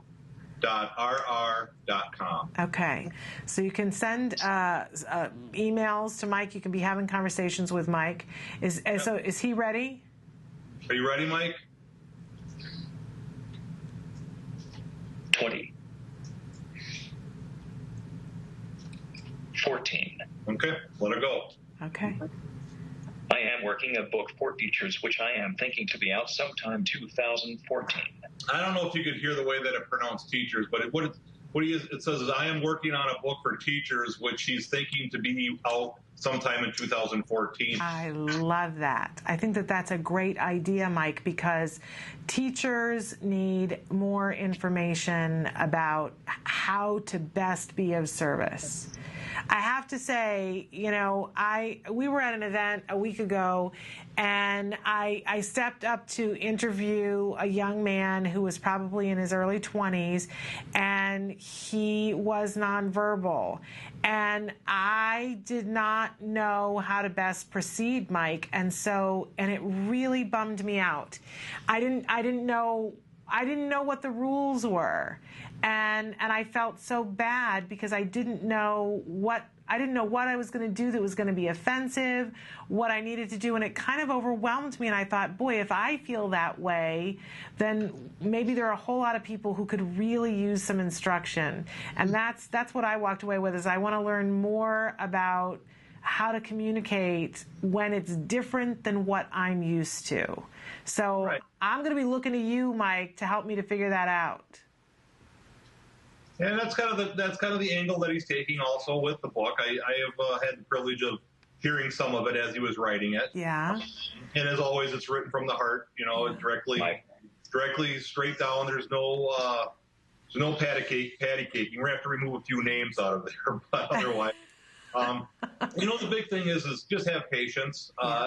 Everybody's different, but it's pretty hard to offend Mike. The only thing that you got to do is be able to hang around. If somebody's nonverbal, they're using a communication device, we're so used to our instantaneous being able to hear and respond, and it takes quite a while for somebody with a communication device, and everybody has different levels of, I guess, for lack of a better term, fluency with their device. So some are very quick and some aren't. So you just have to have a little bit of patience. Yeah, absolutely.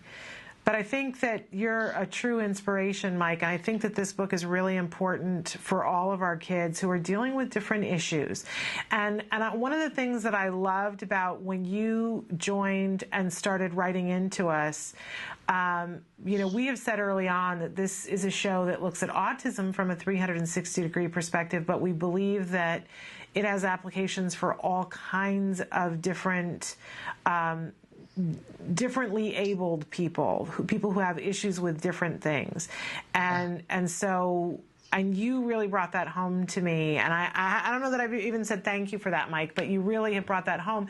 And there's another young man who I think is 17 who has been watching the show who has similar issues that I'd like to be able to hook you up with. Maybe you guys could start a conversation. And it's interesting to me that you guys have informed us more than we have informed about the fact that this show can be for people who don't have autism. Mm-hmm. No, most definitely. And if you'd like, you have his email address. If you'd like to send that gentleman's interested, I'm sure Mike would love to converse with him. I think it could be very fun. You have a phone call, Mike. No. It's okay. We're live and things happen and you get live phone calls. Somebody's calling you to tell you how good you look on camera. Did he have something more that he was typing on that he wanted to say to us? Do you have anything else, Mike? Is that pretty much it? I am going to be working with children who have autism. In the fall, I will be in Autism 101 at FECT, which is a new program this fall. I am going to be working with children who have autism. In the fall, I will be in Autism 101 at FECT, which is a new program this fall. I love it. I think that's just great. Because that was going to be my next question about what's next for Mike Hipple. So you're going off to school again in the fall. He's going to be taking some classes. It won't be full time, but yeah, he loves to help, and he especially loves to work with kids with communication devices and autistic youth. So that's the direction that he likes to take. Well, that's cool. And we had said way back when, Mike, eventually I want to work it out so that you can be an intern here on our show. And so, but you needed to be a college student. And so when you get there to school, ask them if you're allowed to earn credit through doing an internship, because I would love to work that out at some point. I have not given up on that. Okay? So we can look into that. Okay. All right. Because that was something I think that we both wanted. Would that be something that would interest you, Mike? Yeah. Okay. All right. So let's see if we can't work on that. Because I know you're a computer whiz. I see that on a daily basis. And we could work that out long term. Well, I want to thank both of you, and I want to congratulate both of you. And congratulations on graduating, Mike. That's a huge accomplishment, and I just think you're awesome. Thank you. Thank you for having us. Thank you so much. All right, you guys have a great rest of the week, and we will talk to you again soon. And I want to remind everybody that if you want to talk to Mike, that you can.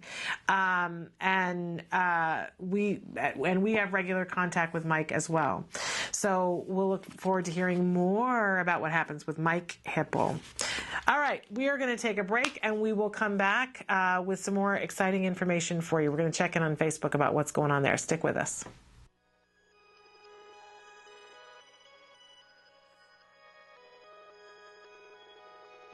When Maddie was diagnosed, I'll be honest, I was very ignorant on what autism was. I knew that autism was basically something that hit boys at the age of 2 to 3. They shut down, and sometimes you think of the typical Rain Man movie. And with Maddie, she was doing all the same signs and symptoms of a typical child with autism spectrum disorder. Stand up. Didn't even acknowledge us coming into the room.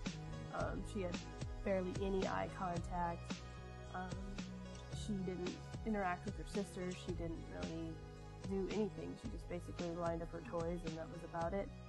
We have a team of 7 volunteers, or 8 now. We have 8 volunteers, including my husband and I. And I'm the team leader, and so I do all the curriculum and get everything ready each week. Jana was downstairs until 11 o'clock at night working on curriculum, going through 2 different textbooks. And then we, as a group, meet on Monday nights, and we would go through what the curriculum was from Jana. And a lot of times we would go, well, how exactly do you do that? How do you sit her at the table and do this trial base? What Skills has done for us, it's taken that away from Jana trying to figure out the curriculum for one. She can go down, or even our laptop, And she can sit down and through all these questions, it comes up with the different programs. At least for me, it was a relief off my shoulders. I was worried that I might be missing something, missing a curriculum that maybe she needs to know, where skills, they have every possible thing your child needs to know from 0 to 7. They have a program for that. What noise is this? Good job! Every program that we did with her, I knew it was specific for what she needed to learn.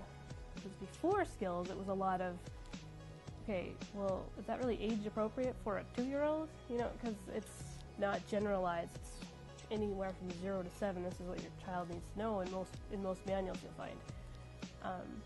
But for this, okay, yep, she should be learning this. And no, she's not 4 yet. She doesn't need to know that yet. We are so fortunate that Jana was able to attend a conference put on by CARD that opened the door for skills, and that there's no looking back for us. We started using the program in November, and it seemed like by January something just clicked, and she has completely kind of came out of her fog that she was in for quite a while. I have never read a documented case on any child that has not benefited anything from applied behavior analysis, and now with this new skills and being, you know, like the E version of ABA, I can't imagine it doing anything harmful to their child. It's nothing but exponential growth for us. To see her now, it just blows us away. I mean, we call her our little miracle child because in 7 months' time, she's just blossomed into this normal, functioning child, and suddenly, we joke about it all the time, like suddenly we have twins. If you're even thinking about doing it, do it. Because the absolute worst thing you can do is do nothing at all. And even if you use this program and it's just a single mom or a single dad working in the evenings with their child, this program is going to benefit them. It's going to show you where they are, it's going to show you where they need to go, and it's going to show you what skills and how to get there. It is an online book on how to help recover your child.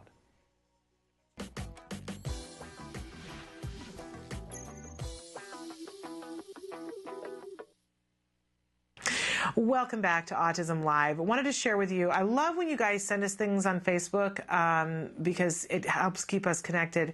And this was a story that one of you had submitted about parental stress and autism respite care that was featured in The Examiner, theexaminer.com, and you can find the whole story there. And that is the title of it, Parental Stress and Autism Respite. Here is the takeaway.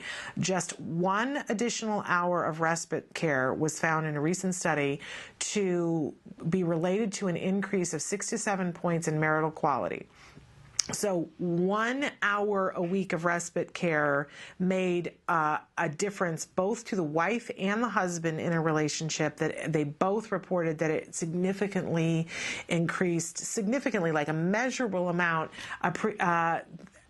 increased their experience, pleasurable experience of marital bliss, let's say. That we know that parents of children on the autism spectrum are prone to more stress, more health-related stress, and that there is the potential for that to bleed over into other relationships. Not just relationships between the significant others, but also relationships at work and relationships with other children and other family members and friends. But what they were measuring in this study, and it's a Harper et al. Study, was just what it did to the marriage. And 1 hour a week was enough to move the dial so that it was a much better experience for both parties. Like you might think, oh, well, the wives said it was better or the husband said it was better, but both parties said that it was significantly better. That's 1 hour a week. Now, when we talk about respite, you know, people will often say, well, that's great, but who can afford that? And I would remind you that the funding sources are different all over the world, what people will pay for, but depending, And it is one of those things where you really have to ask. If you go in and say, okay, what's available? They might say to you, well, speech and OT are available, and they're very rarely going to bring up respite.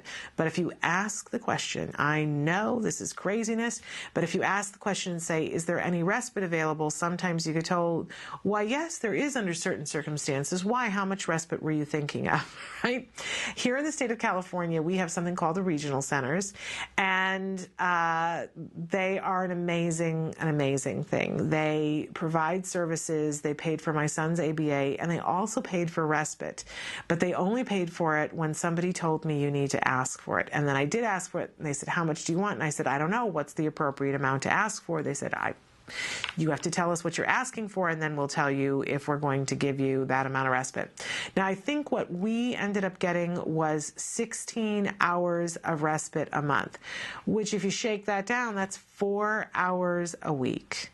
What that enabled me to do was have two-hour periods of time during the week where I got to go and be a person. I could use that time to go shopping. I could use that time to go scrapbooking. I could use that time to take a bath. I will, with no shame, tell you that I almost never used my full 16 hours because it required a certain amount of planning and forethought, and a person had to be trained. And we chose you. There were different plans where you could have somebody just show up at your door when you, an agency trained them, and I'm too much of a control freak for that. So we had a circumstance where we picked the person and they had to go get trained, and then, we had to work with their schedule, and they were fabulous. But, and there were rules attached to it, but it really made a big difference for me to just know that I had that time, so that if I needed to do something, that there was a possibility, because to pay for a babysitter at that point in time was overwhelming, really overwhelming. And in fact, there was a portion of time where my husband and I were able to go to counseling, and that was how we used the respite, so that we could go and be there together, and that our son wouldn't be there. And that was really helpful to us to get through some of the stuff that comes along with a ride. So I make the case to you to ask if you have a funding provider, check with your insurance if you're under insurance, and see if they will pay for some respite. But go to your local support group and ask them, how did the rest of you get respite? Because it may be that they're aware of a funding source that you are not, and ask them, how much did you ask for? That's what eventually I had to do. I went to my talker group and said, hey, the regional center wants to know how much respite I want. What does everybody else get? And boy, it was interesting to see that there were people who were like, I didn't know I could get respite. And other people who were saying, oh, I get 25 hours a month of respite. Because it really, it's going to depend on the severity of your child too. But to just get an idea, respite can be a really incredible thing. And if there is no funding and you ask all the questions and say, is there any respite available to me? And everybody goes, nope, nope, nope, nope, nope. And your local support group says, are you kidding me? There's no funding for respite. Then there are still other solutions, because then you can go to your family, and at some point your family, some kind, sweet person in your family is going to say to you some version of the following: what can I do for you? What do you need?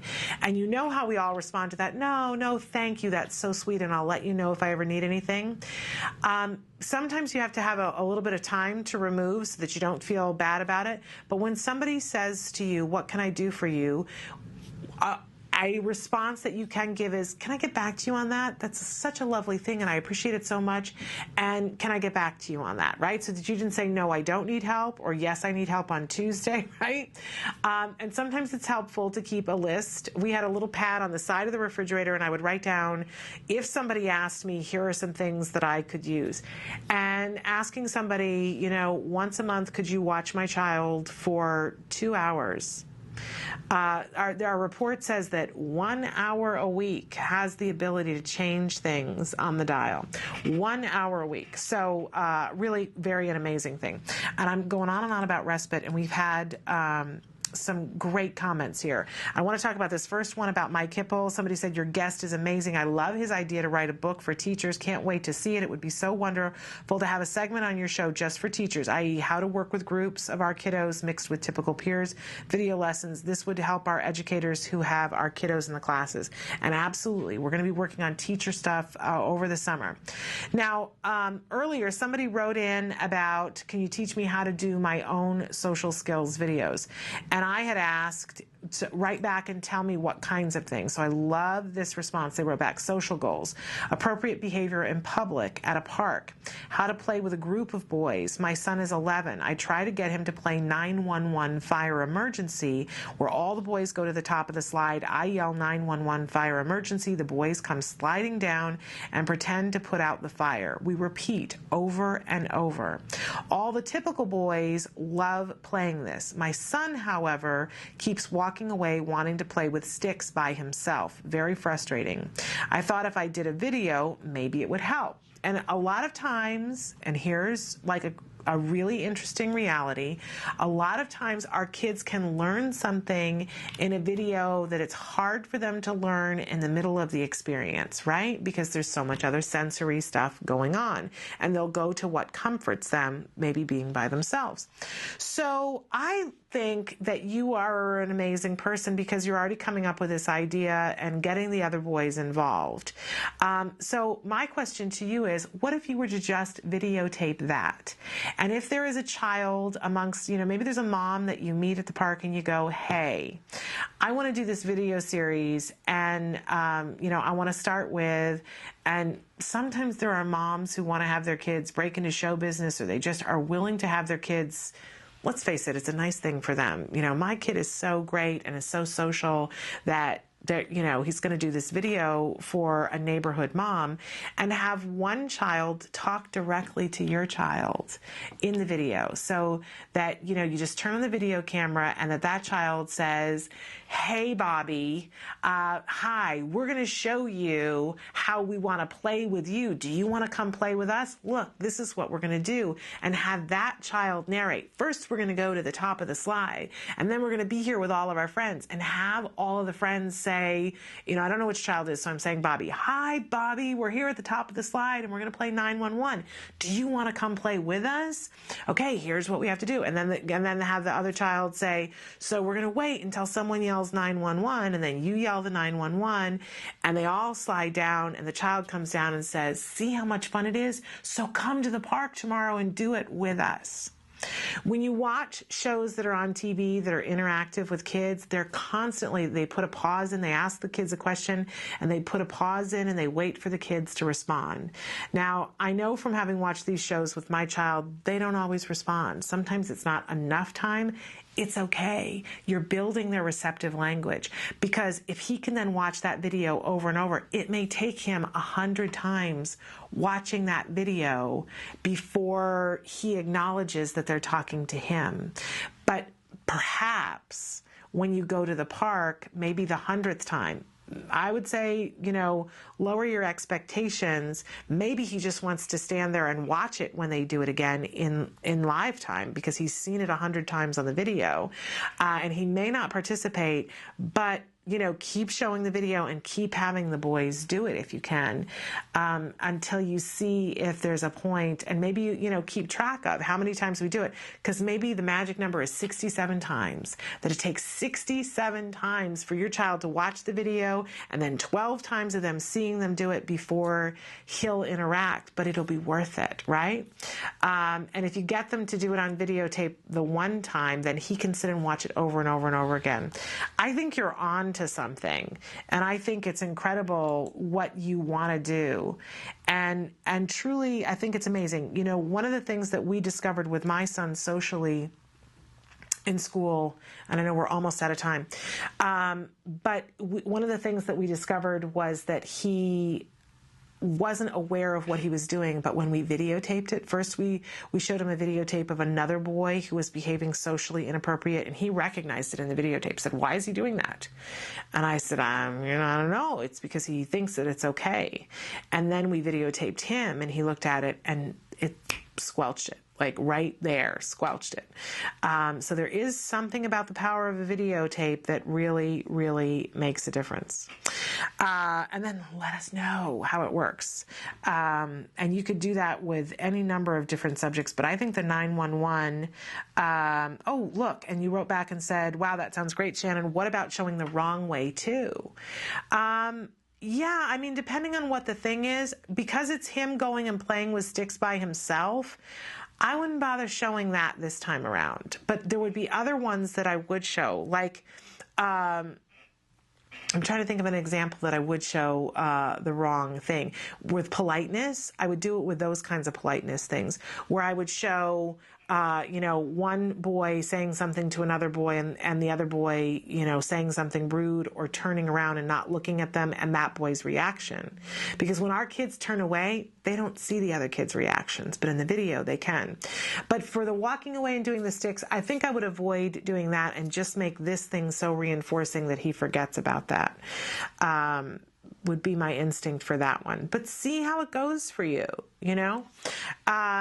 Okay, so we're here at the end of the show, and a couple of things that I want to remind you of. Emily's going to cycle through some of the different things that you can, some of the different ways that you can get a hold of us here on the show. I'm going to remind all of you guys about Elysian Fields Farms, this amazing location just outside of Colorado Springs, Colorado, and you can go to their website and definitely check out. They have an event coming up the middle of July 19th through the 21st. On that Friday, they're going to show the Horseboy film. And if you've watched the show before, we've had Horseboy. They're amazing. They're absolutely amazing. It's horses and kids with autism, but it's ever so much more than horse therapy. It's worlds beyond that. And you can check out our video we did with Carol Ellis the other day. It'll be on our YouTube page probably by the end of the week. But we've also had Rupert Isaacson from Horseboy on the show, and you can check out that interview. I just think what he's doing is amazing, and I want to encourage you to check it out. But so you can go to see Horseboy the film on that Friday night. It's only $15 to be able to attend the event and get to meet everyone. So you're seeing the movie and you're meeting Rupert and meeting his entire team. It's a really great opportunity. And then you also have the opportunity on that Saturday and Sunday to take part in the workshop that they're doing to train adults in how to implement the Horseboy program. So they will do some workshops, sometimes Horseboy, where it's involving the whole family. That's not what this is. This is something that's, I think, even more valuable, being able to learn how to do the techniques. So that is all happening at Elysian Field Farms, and I hope that you'll check that out on their website. As I mentioned, Emily is also going to show you some of the different ways that you can get in touch with us here, because the conversation is ongoing. We do 2 hours live Monday through Friday, but the conversation goes on. You have the ability to ask your questions overnight now, and I hope that you guys will. We so value your input. Please remember that this entire show is to help you to get access to information. And if you let us know what information you're looking for, I know a lot of you wrote in the last couple of days with more questions about the DSM-5, which is now in force, and we did a lovely 1-hour segment with Dr. Doreen Granpeche explaining it all to you. That's on our YouTube page right now. And we will try to answer questions. Okay, and how about a segment with some of those videos that our kids can watch? That's what we're working on. We are working on that. It's just going to take a while. All right, we got to go, but I will see you guys tomorrow, and it's Ask Dr. Doreen tomorrow. So have those questions coming in all night, and we'll see you tomorrow. Until then, please give your kiddos a hug from me. Bye-bye for now.